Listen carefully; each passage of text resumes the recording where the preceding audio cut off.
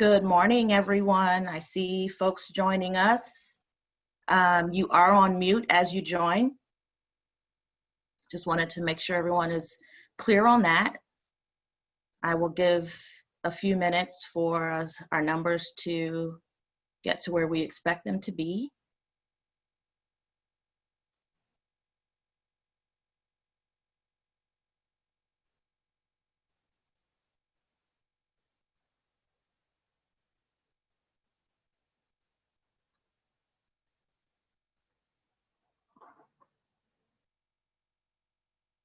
Good morning, good morning, good morning. You are on mute. That is not a technical difficulty. It is as it should be for now.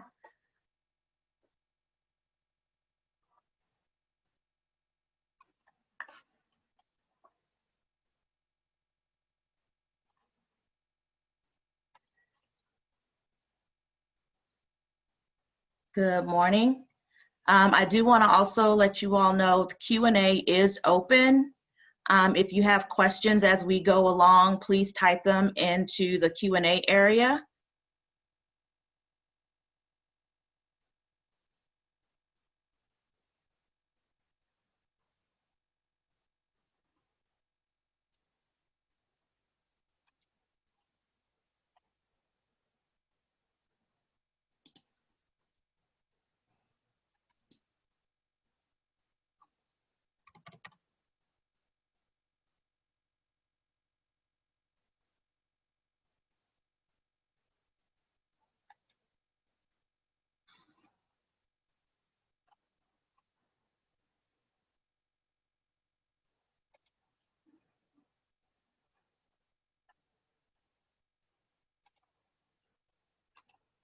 Good morning. Some of you have already heard me say this, but I'll say it a few more times. We are on mute, or you are on mute. Good morning. Thank you so much for joining us. A few housekeeping items. Q&A is open. If you have any questions as we go along, please type them into the Q&A area. We are recording this session and we'll share links after the event.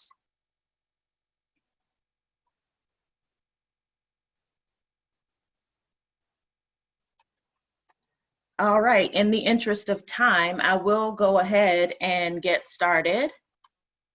Good morning to everyone. I'm so glad that you could join us this morning. My name is Sonia Stanley. I am Senior Vice President of Client Operations at Moxie in Atlanta. I've been with Moxie for 7 years, and I also currently serve as co-lead for Viva Women of Color, one of the group's BRGs. I'd like to personally thank you all for prioritizing this event today and joining us, and I hope that you've been impacted in some way so far. Just want to pause for a moment as we get started. Just take a deep breath. Exhale slowly, because you guys are in for a treat. If you're feeling anything like me, you're struggling a bit to stay grounded and focused and sane with all that we've seen in the last few months, with the onset of a global pandemic, and then what feels like an actual pandemic of racism in this country that has plagued us for so many years. It's a lot. It's draining, it's exhausting, both emotionally and spiritually. We're trying to sort through so much in our heads and still expected to perform in our jobs every day. And for many of us, including me, that some days it's just too hard to do. But it's because of that expectation that we're here in this session today. We need to be poured into. We need to be refueled, because we have to keep going. We can't give up. As far as I'm concerned, that's just not an option. We've come too far. We've worked too hard. It's my hope that you will get fueled and you'll get cared for today from the people we've brought together, and that your mind and your spirit will be replenished and absolutely restored. One more time, take another deep breath. Exhale slowly, and we're gonna get started. Ronnie, are you on? I can turn it over to you.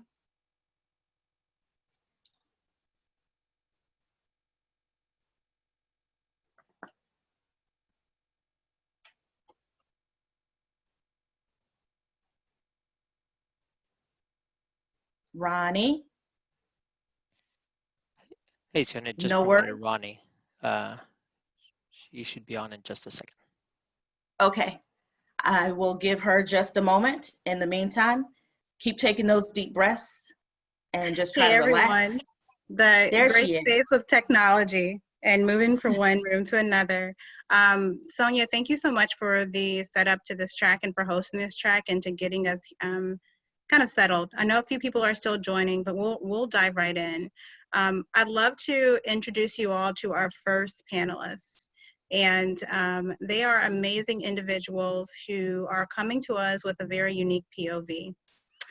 They are Ieisha Beasley and Jon'a Joyner. Ieisha and Jon'a are individuals who are walking us through and taking us through a conversation that really gets into a lot of what we're sorting. It's about managing our mental wellness in corporate spaces. It's getting right to it. When we started to design this day, I really thought about who could help provide texture to this conversation. The reason I'm sharing is because I have a personal connection with Jon'a and Ieisha, and it's important to share for context. Jon'a and Ieisha are Louisville, Kentucky, Louisville, and that's how we say it, Louisville, Kentucky residents, born and raised just like myself. Jon'a is a healing and grief counselor, and Ieisha is a licensed clinical social worker. They are in the middle of very specific circumstances in our hometown where people are sorting very heavy things as we're all seeking justice for Breonna Taylor, to be very specific. And so when we think about this concept of all that we're going through and then all that we have to do to walk into these spaces, I thought that it would be no one would be better to really bring this home than these two because of the circumstances that we are all sorting collectively, but personally from a community standpoint, and just seeing things play out in the news where we feel like that could have been us. Each of us has, and I get a little teary and I think about it because I've been processing it myself. We've lived in the same neighborhoods as Breonna. We've done the same things. We've rode down Broadway, a popular street in Louisville, Kentucky on Derby, and shopped in the same spaces. And we've all slept at home at night with our loved ones and, hope to wake up in the morning. And then we see things happen and then we have to sort. And so talking to professionals about that when things feel so close to home, and then talking to people who are from home who are sorting that within that context is so important. So I will only leave it there. Jon'a and Ieisha are going to have a dialogue together, and they'll bring you along the way. And let's see where it goes and what comes up. Jon'a and Ieisha will let you take it from here, and thank you for being part of the day. Ronnie, thank you so much for that introduction, and thank you to the entire Publicist team for inviting us to share with you today. I'm so glad that Sonia mentioned breathing and taking deep breaths, because that is all what we need to do right now. So here's my truth. So my journey toward wellness and healing has been both personal and honestly traumatic.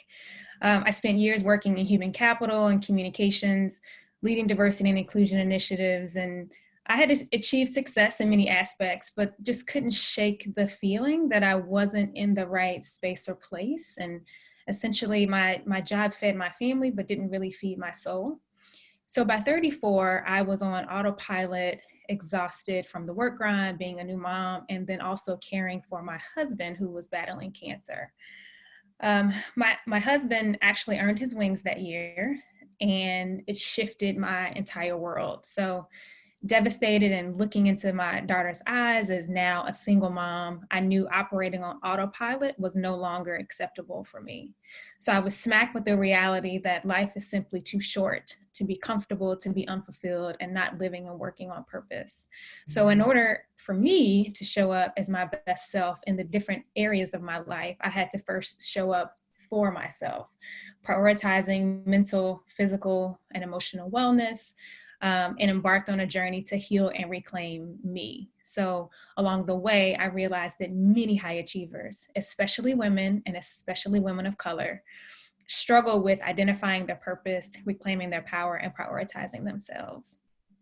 which sort of leads us to where we are today, right? Into refueling talent, pouring into ourselves. And for this conversation with you all today, I just absolutely wanted to invite my sister and colleague, Ieisha Beasley, to join me today to have this robust conversation, right, around managing wellness in corporate spaces. And just a couple of things, this is a no judgment zone. We're going to have authentic conversation, positive vibes only, and questions are definitely welcomed and encouraged. So, Ieisha, as was mentioned, right, we are dealing with a pandemic within a pandemic, right? Absolutely. Yeah. As well as just civil unrest, systemic racism and discrimination, and things that have become so heightened lately.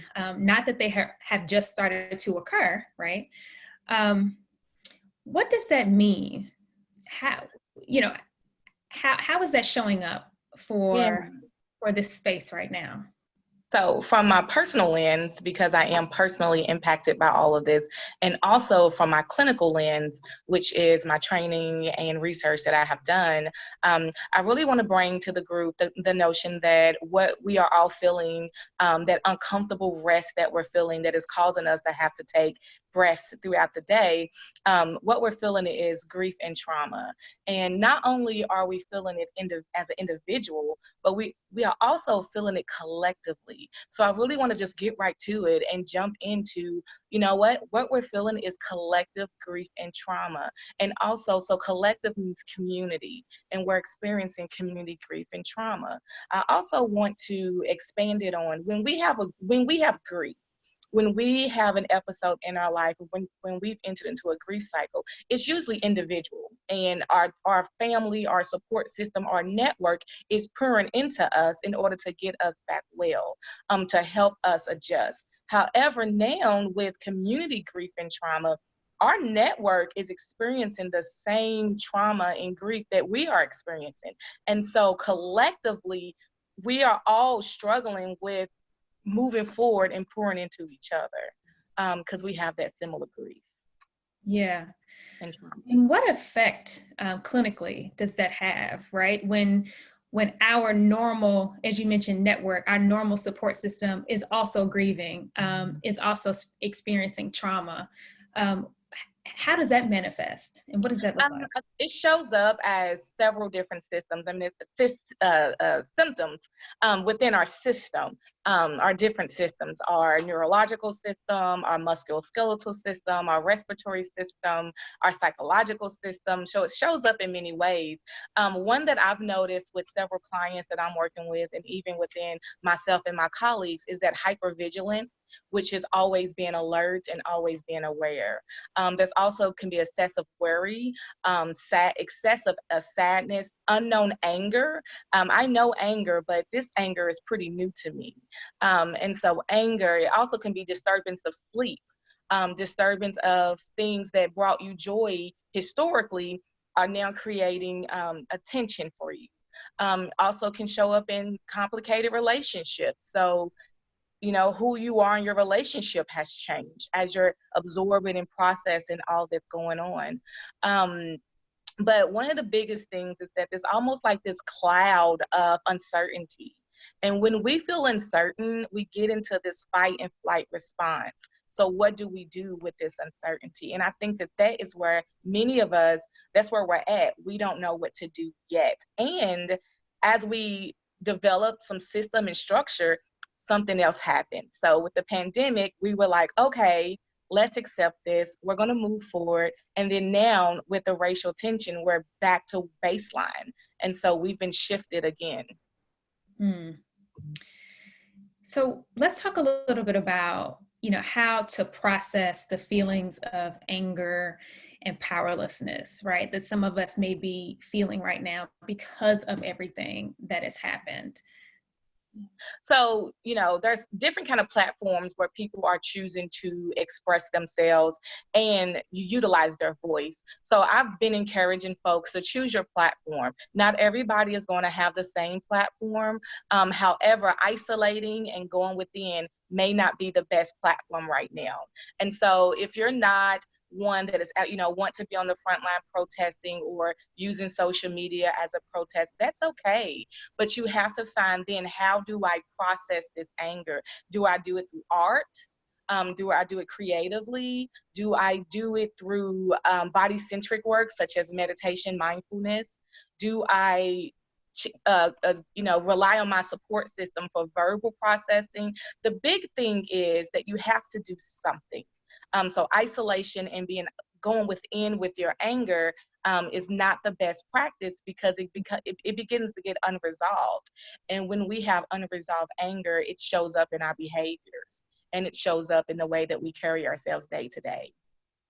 And you're absolutely right. And, something that I also encourage my clients to do is, when they're experiencing traumatic things or when they're in their grief cycle, is try not to ride the roller coaster of emotion, right? Because it can take you so many different places. But in these times, it's important to pause, to reflect, right? To take that moment that you need for yourself to restabilize, right? Because so many things are happening that are kind of shaking our worlds and making us feel uneasy and very unstable. So it is important to, I think sometimes we just need to pause, right? To pause, think, reflect, sometimes even before we take action.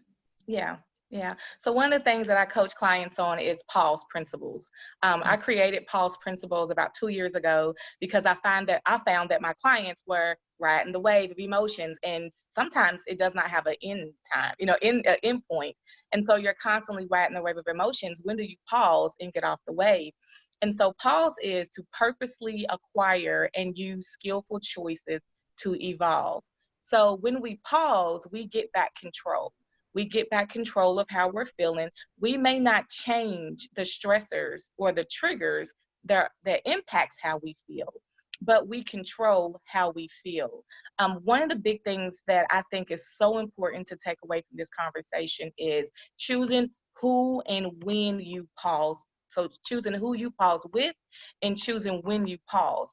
Because if you're going to work, you may not want to talk about the context of what's going on in the community with your colleagues when you have an assignment or a work deadline due.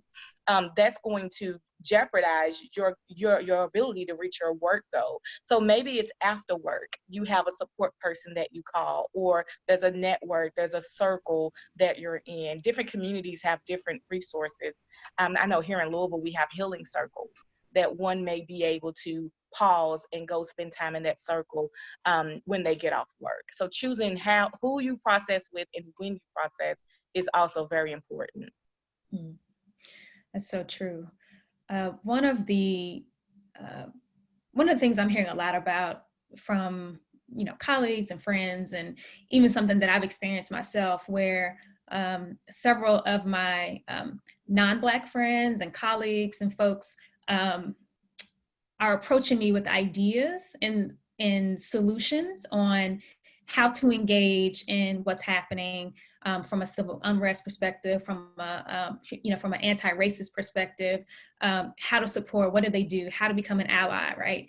And that in and of itself, like sometimes having those conversations for Black people specifically can also be very tiring, right? Exhausting, challenging. Right. Every time. And go ahead. No, go ahead. I was piggybacking off you, but you go ahead.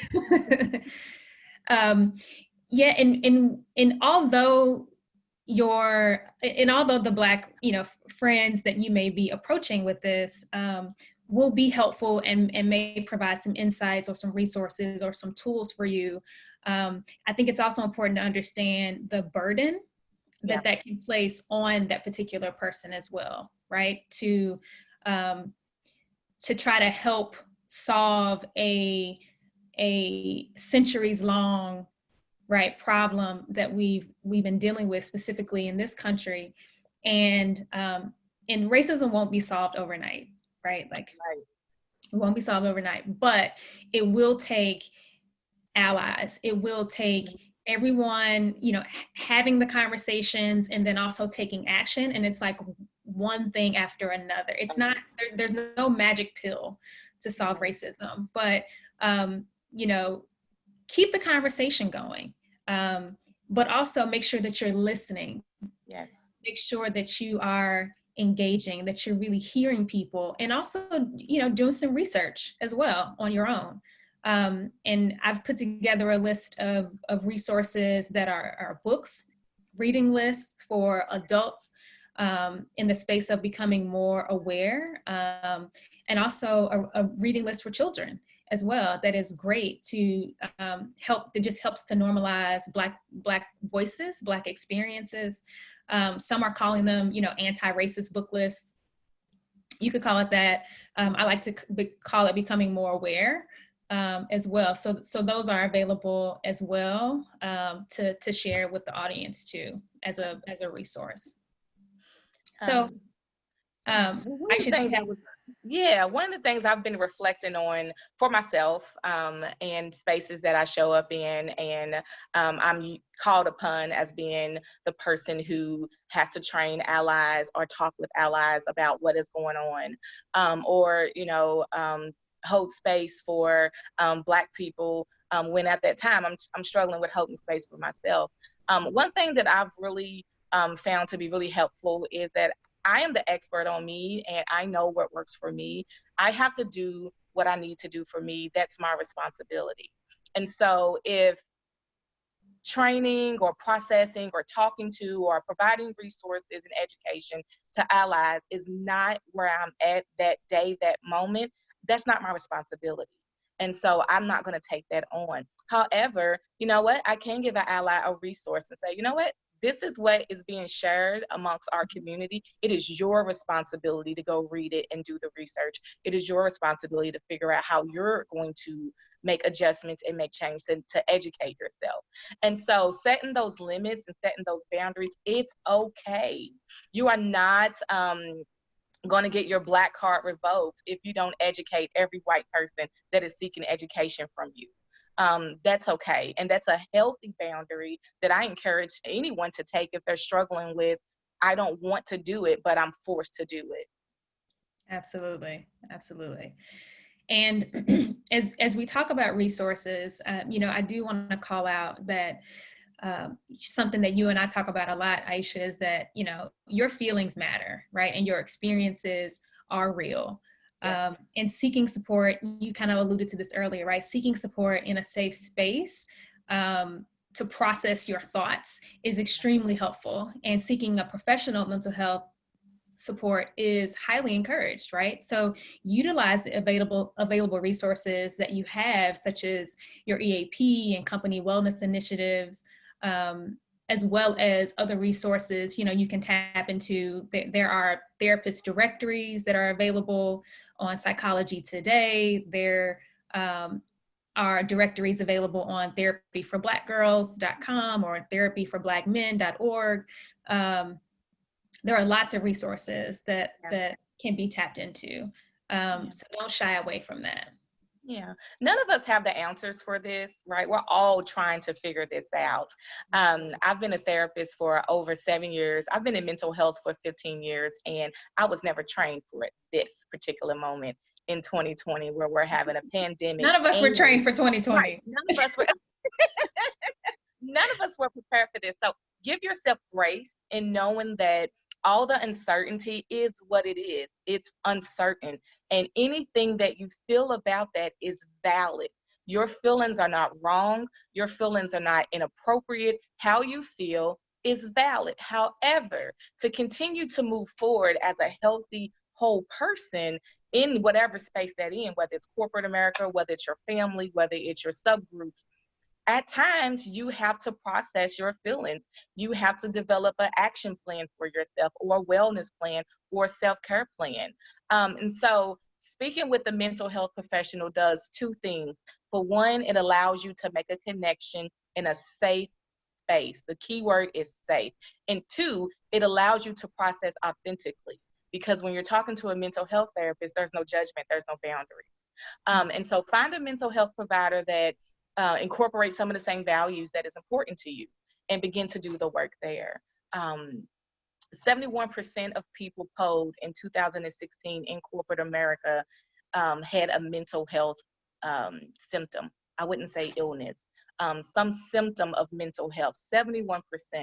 And so I think that especially in corporate America, for many reasons, mental health is still a stigma, but I hope that what's going on in 2020 is going to encourage folks in corporate America to begin to take their mental health as a priority.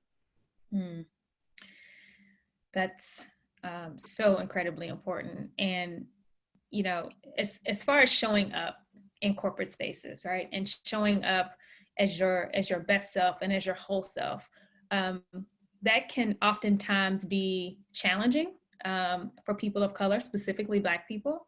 And, you know, we tend to wear a mask, we tend to wear a cape, we tend to sort of feel like we need to hide or suppress our Blackness in order to be seen as professional, in order to be seen as, you know, an executive or, you know, a rising leader within an organization. And that in and of itself has an emotional burden.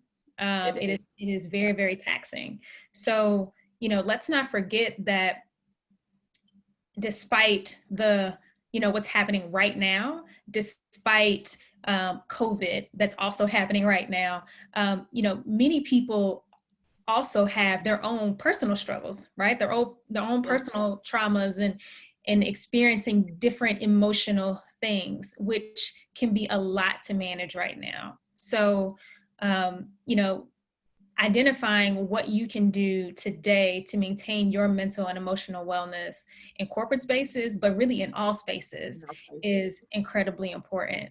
So Ieisha, what are some of the things that you encourage your clients to do to maintain their mental and emotional wellness on a daily basis? So I encourage my clients to really follow 4 steps. One is, what are you feeling? Identify how you're feeling. We suppress and we stuff our emotions, and we label them wrong because we're afraid that if we label them correctly, then what? And so honor your feelings, validate your feelings, label your feelings. You can do this in many ways, right? Through verbal processing, you can journal, through art, but acknowledging how you feel. The second thing I encourage my clients to do is come up with a wellness plan or emotional wellness plan. And what that means is, like, what are your go-to strategies? What works for you? What has worked for you historically? What works for your spouse or your partner or your child may not work for you. So taking that time to develop a list of like 5 things that work for you. And I'll give you an example of mine. Meditation. Meditation allows me to really calm down all of my systems in order to do what I need to do for the day. So I start my day with meditation. That may not work for someone else. So find what works for you. The third thing is seek support. And when I say seek support, it's not necessarily calling your mom or your spouse or your best friend and dumping everything on them. That's not the type of support that I'm just talking about here. I'm talking about a space where that whatever you're bringing can be received. And that you can get help. So, because dumping is not always received and it is not always productive. The person may not be able to help you. So that's, again, support groups, healing spaces, therapy, etc. And the fourth thing is, jump in there for a second? Ahead. You're talking about dumping. I think sometimes when we do that, when we dump on other people, and maybe it's subconscious, you don't even realize you're doing it. Yeah. The response that you get from the other person isn't what you want. Right? And you don't realize that in that moment you were dumping on them, right? You were trying to shift your sort of burden from yourself to them, which also doesn't feel good for that person. Yep. So 9 times out of 10, it won't be received in the way that you hope it will, which is why we should be careful not to do that. Which leaves us unvalidated. When we don't feel validated, we go back to the stresses and the triggers that had us feeling the way that we were feeling to begin with. So when you dump and then you don't feel validated, it reaffirms the negative experience that you had. And so safely dumping is, for the lack of better words, but safely processing, safely venting is better because it has better outcomes that you deserve. You deserve to be How do you do validated. that? How do you safely vent or dump? By being in spaces that is already prepared to receive it, such as counseling, therapy, and that's in different forms, right? Therapy can be brought to you in different forms. Also, again, support groups, healing circles. Look within your community to see what is being offered. I know here in Louisville, there are several healing circles where Black therapists are in that space. Black therapists are ready to be able to receive your dumping and help you process safely. So that's when I say a safe space. And then the fourth thing is be okay with being uncertain. And that's being mindful. Being mindful is, what can I do right now that I can focus on and I can control, that I can give my attention to? Everything else is uncertainty and I can't change it right now. And you have to be okay with that.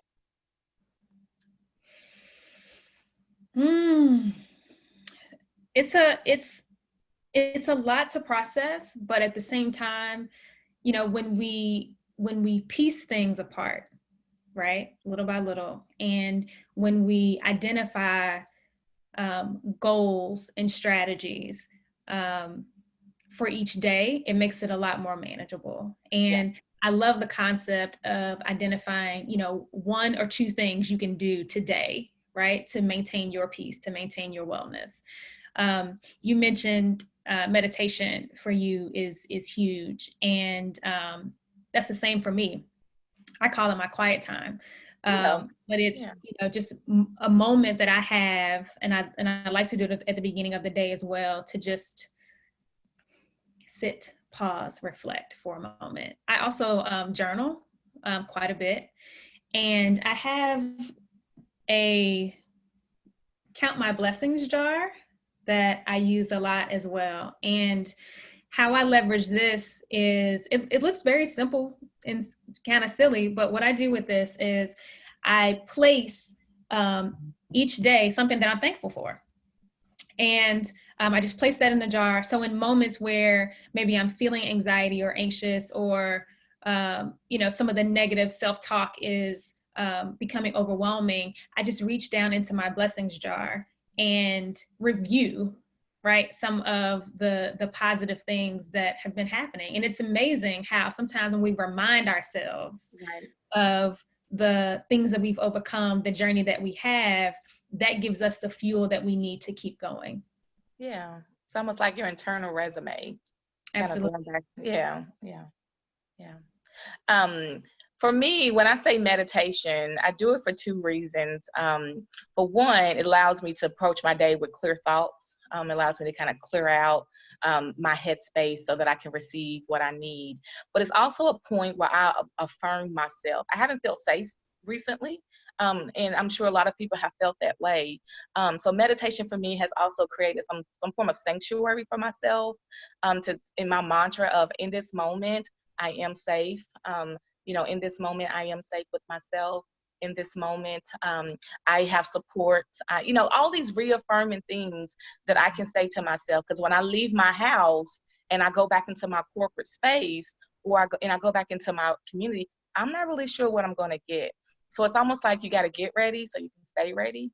And so that's a kind of way that I've used meditation, just to kind of prepare myself for the unrest that I may be feeling throughout the day. Well, and this is such a robust conversation that that we can have over and over again. But for the sake of time, we will hand it back over to the Publicis team and share with you our key takeaways from today's session. And you know, we really hope that this helps you navigate through the rest of your day and even the rest of your work week. Yeah, thank you.